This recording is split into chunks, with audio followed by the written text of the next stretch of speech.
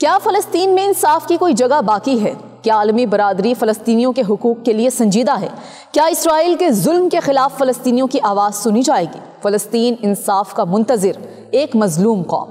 السلام علیکم، آپ دیکھ رہے ہیں 92 نیوز ڈیجیٹل اور میں ہوں حدیقہ عروج خان۔ آج کے ویلاگ میں آپ کو بتائیں گے اسرائیل کی ایک ظلم اور بے حسی کی داستان۔ جب ہم فلسطین کے حوالے سے بات کرتے ہیں تو ہمیں بہت سے سوالات ذہن میں آتے ہیں۔ کیا واقعی فلسطینیوں کو انصاف مل رہا ہے؟ کیا عالمی برادری فلسطینیوں کے حقوق کے لیے سنجیدہ ہے؟ اور کیا اسرائیل کے ظلم کے خلاف فلسطینیوں کی آواز اب بھی خاموش ہے؟ ان تمام سوالات کے جوابات ہمیں کئی دہائیوں سے نہیں مل سکے اور اب یہ سوالات ایک نئی شکل میں سامنے آ رہے ہیں۔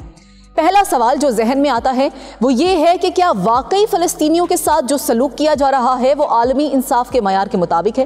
حال ہی میں غزہ کے سرکاری میڈیا آفس نے عالمی ریڈ کراس کمیٹی پر فلسطینی اور اسرائیلی لاشوں کی حوالگی میں دوہرے معیارات اپنانے کا الزام لگایا ہے۔ فلسطینی میڈیا کی رپورٹس کے مطابق جب ریڈ کراس اسرائیلی قیدیوں کی لاشیں وصول کرتا ہے تو ان کی واپسی کے عمل کو باضابطہ اور باوقار طریقے سے انجام دیا جاتا ہے، لیکن فلسطینی شہداء کی لاشوں کو نیلے تھیلوں میں ڈال کر ٹرکوں میں لاد دیا جاتا ہے۔ یہ بات نہ صرف انصاف کی کمی کو ظاہر کرتی ہے بلکہ اس بات کو بھی اجاگر کرتی ہے کہ عالمی برادری فلسطینیوں کے معاملے میں اتنی حساس نہیں جتنی وہ اسرائیلیوں کے معاملے میں ہوتی ہے۔ فلسطینی میڈیا کی رپورٹس کے مطابق اگست 2024 میں اسرائیلی فوج نے تقریباً 90 فلسطینی شہریوں کی لاشیں حوالے کی۔ ان لاشوں کی حالت اتنی خراب تھی کہ کئی ایک کے صرف ڈھانچے باقی رہ گئے تھے اور انہیں محض 15 تھیلوں میں بھرا گیا تھا، یعنی ہر تھیلے میں 4 سے زائد فلسطینی شہداء کی لاشیں تھیں۔ ان لاشوں کی حالت نے ایک سوال اٹھایا کہ کیا انسانیت کا احترام واقعی ہر انسان کے لیے یکساں ہے؟ فلسطینیوں کی لاشیں نہ صرف بے عزتی کے ساتھ واپس کی گئیں بلکہ ان کا جسمانی مقام بھی غیر واضح تھا، جس سے یہ ظاہر ہوتا ہے کہ اسرائیلی فوج کا مقصد محض فلسطینیوں کو نقصان پہنچانا نہیں تھا بلکہ ان کے انسانی حقوق کی مسلسل پامالی کرنا تھا۔ یامین ابو سلیمان نے اس وقت کہا تھا کہ اسرائیلی فوج نے ان لاشوں کے بارے میں کوئی معلومات فراہم نہیں کی تھی، جیسے ان کے نام کیا تھے اور انہیں کس مقام سے قبضے میں لیا گیا تھا۔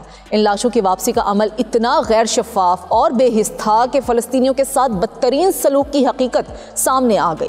یہ بات اس حقیقت کو مزید اجاگر کرتی ہے کہ عالمی برادری بالخصوص ریڈ کراس فلسطینیوں کے حقوق اور ان کے شہداء کی شناخت کی جانب اتنی سنجیدہ نہیں ہے جتنی کہ اسرائیلی شہداء کے معاملے میں ہونی چاہیے۔ اس کی مثال وہ حالات ہیں جب فلسطینیوں کی لاشوں کے بارے میں ضروری تفصیلات فراہم نہیں کی گئیں اور ان کے خاندانوں کو اپنے پیاروں کے بارے میں کچھ نہیں بتایا جاتا۔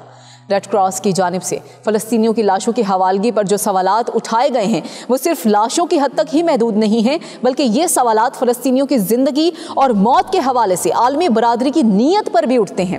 فلسطینی شہداء کی لاشوں کی حالت اور ان کی شناخت کے بارے میں معلومات کا فقدان واضح کرتا ہے کہ فلسطینیوں کے ساتھ عالمی برادری کا سلوک اس وقت تک مؤثر نہیں ہے جب تک وہ اسرائیلیوں کے ساتھ تعلقات میں توازن قائم نہ کرے۔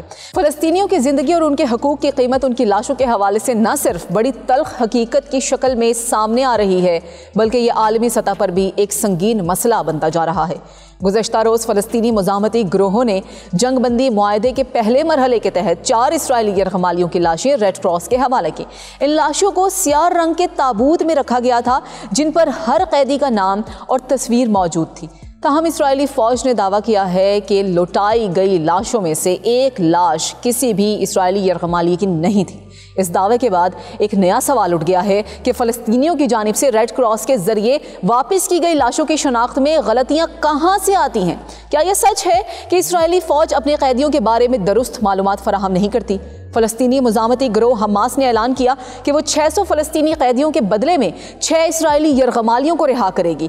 یہ معاہدہ نہ صرف فلسطینیوں کے لیے ایک کامیابی کے طور پر دیکھا جا رہا ہے بلکہ یہ اس بات کا بھی غماس ہے کہ فلسطینی اپنے حقوق کے لیے کھڑے ہیں اور وہ اپنی قوم کے لیے انصاف چاہتے ہیں، لیکن اس کا مطلب یہ بھی ہے کہ اسرائیلی جیلوں میں قید فلسطینیوں کے لیے آزادی کی امید جاگتی ہے۔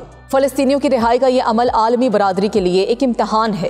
کیا عالمی برادری اس عمل میں مداخلت کرے گی اور فلسطینیوں کی رہائی کو یقینی بنائے گی، یا پھر یہ معاہدہ ایک اور سیاسی چال بن جائے گا جس کا مقصد فلسطینیوں کی آزادی کو روکے رکھنا ہوگا؟ اسرائیلی مغوی خاتون کی لاش کے حوالے سے ایک اور تنازع کھڑا ہو گیا ہے جس پر حماس نے وضاحت جاری کی ہے۔ حماس نے یہ کہا ہے کہ اسرائیلی مغوی خاتون کی لاش کو جس جگہ رکھا گیا تھا وہاں اسرائیل کی جانب سے فضائی حملہ کیا گیا تھا، جس کے بعد مغوی خاتون کی باقیات دیگر افراد کی باقیات سے مل گئی۔ اس بیان کے بعد ایک اور سوال پیدا ہوتا ہے، کیا اسرائیل کے حملے نے فلسطینیوں کے مقدس مقام کی توہین کی، اور کیا عالمی برادری اس معاملے پر اپنی آواز بلند کرے گی؟ یہ سوالات فلسطینیوں کے لیے مزید پیچیدہ صورتحال پیدا کر رہے ہیں جنہیں پہلے ہی انسانی حقوق کی پامالی کا سامنا ہے۔ غزہ میں اسرائیلی حملوں کے نتیجے میں ہزاروں بے گناہ فلسطینی شہید ہو چکے ہیں اور ان کے جسموں کے ٹکڑے ملبے میں دفن ہیں۔ ان حملوں کی شدت اور ان کے اثرات پر غور کرتے ہوئے سوال یہ اٹھتا ہے کہ کیا عالمی برادری اس ظلم کو روکنے میں سنجیدہ ہے؟ کیا فلسطینیوں کو اپنے حقوق کے لیے جنگ لڑنا پڑے گی؟